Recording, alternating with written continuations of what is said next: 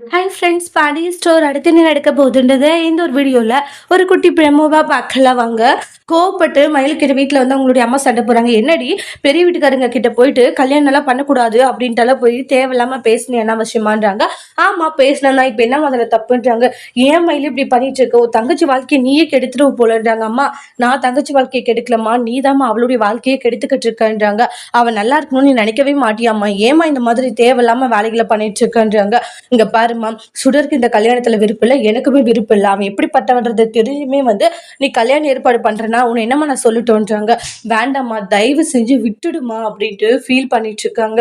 இல்ல அது வந்துன்றாங்க, என்ன வந்து போய் இன்னொரு டைம் வந்து தேவையில்லாம இந்த மாதிரி ஏதாச்சும் பண்ணேன்னு வச்சுக்கோங்க, அப்புறம் நான் பார்த்துட்டு சும்மாவே இருக்க மாட்டேன் அப்படின்ட்டு கோவப்பட்டு அந்த இடத்துல சண்டை போட்டுக்கிட்டு இருக்காங்க.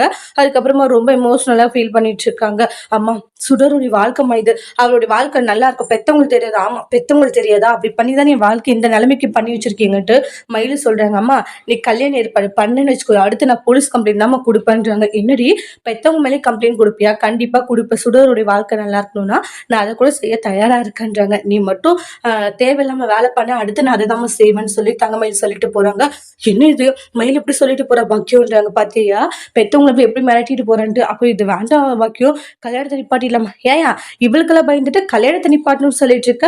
என்ன நடந்தாலும் சரி கண்டிப்பா இதை நடந்தே தீரும். அதனால சும்மா தேவையில்லாம அதுக்கெல்லாம் பயந்துட்டு இருக்காதியா. அவள ஒரு புள்ள பூச்சி, அவளுக்கு போய் பயப்படுற.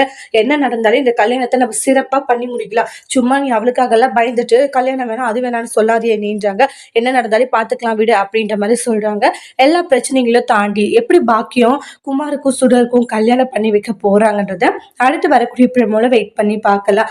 அதோட இந்த பிரமோ முடிச்சிருக்காங்க. இனி வரக்கூடிய எபிசோட்ல என்ன மாதிரி ஒரு டோஸ்ட் வர போதுன்னு வெயிட் பண்ணி பார்க்கலாம். தேங்க்யூ.